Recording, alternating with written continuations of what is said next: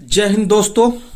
एक बहुत ही मज़ेदार और स्वागत योग्य खबर नेपाल से आ रही है। नेपाल के जेनजी आंदोलन के बाद नेपाल में नए सरकार का गठन होता है लोकतांत्रिक रूप से, और उस सरकार के प्रधानमंत्री बनते हैं बालेन शाह, जो सबसे युवा 35 वर्ष की उम्र में नेपाल के प्रधानमंत्री बनते हैं। और बालेन शाह का आज फरमान आता है कि नेपाल में जितने भी प्राइवेट स्कूल कॉलेज है सभी को बंद कर दिए जाएंगे। प्रधानमंत्री हो या एक गरीब मजदूर हो, कोई अफसर हो या चपरासी 4th ग्रेड के नौकरी करने वाले लोग, कोई भी नेपाल का नागरिक हो, चाहे वो नेपाल का प्रधानमंत्री राष्ट्रपति ही क्यों ना हो, उसका बेटा अब सिर्फ सरकारी स्कूल में ही पढ़ेगा। यह फैसला वाकई बहुत ही स्वागत योग्य है और शिक्षा के क्षेत्र में यह एक क्रांतिकारी फैसला नेपाल के लिए हो सकता है, नेपाल के जनता के लिए हो सकता है। सबको बराबर अधिकार, एक पटरी पर सारी ट्रेनें दौड़ेगी, सबको बराबर अधिकार। क्या यह व्यवस्था बिहार और भारत में नहीं हो सकती? बिहार और भारत की अगर शिक्षा व्यवस्था को भी सुधारना है तो इस कदम का स्वागत करना और इस कदम पर विचार करना बहुत जरूरी है। जब एक आईएएस अफसर का बेटा बेटी एक सरकारी स्कूल में पढ़ेगा, सोचिए उस सरकारी स्कूल का लेवल क्या होगा, वहाँ के टीचर की स्थिति क्या होगी, वहाँ के शिक्षक किस तरह से स्कूल करेंगे, उस स्कूल की व्यवस्था क्या होगी जब प्रधानमंत्री का बेटा बेटी उस स्कूल में जाएगा।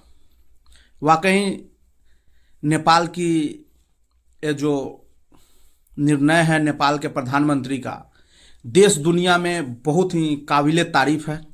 देश दुनिया में इसकी चर्चा हो रही है, एक स्वागत योग्य फैसला है। आप क्या सोचते हैं इस फैसला के बारे में, ज़रूर बताइएगा। बिहार के शिक्षा व्यवस्था को दुरुस्त करने के लिए अब ज़्यादा कुछ करने की ज़रूरत नहीं है। बिहार में इंफ्रास्ट्रक्चर पर थोड़ा सा ध्यान दे दिया जाए तो शिक्षक बहुत हैं और कामयाब और मेहनती शिक्षक भी हैं। लेकिन नेपाल का जो यह नियम आया है कि सारे प्राइवेट बंद, सभी लोगों को सरकारी में शिफ्ट होना है, और आज से वहाँ के सरकारी संस्थाओं को दुरुस्त करने का काम भी शुरू हो गया है।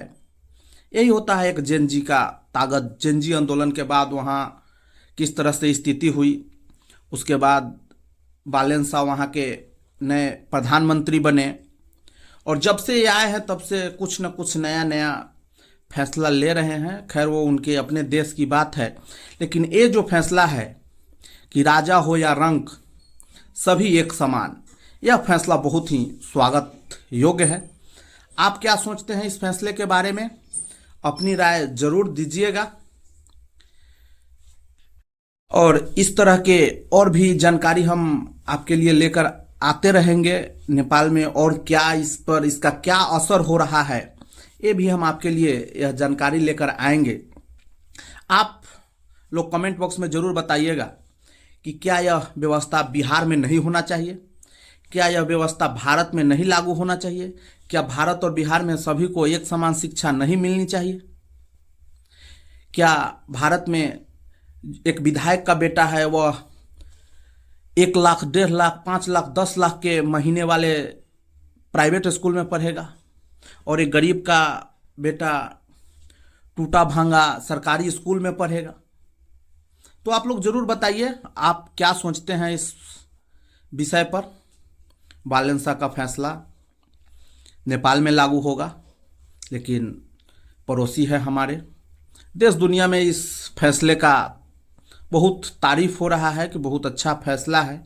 आप लोग क्या सोचते हैं ज़रूर बताइएगा। बहुत बहुत धन्यवाद। जय हिंद।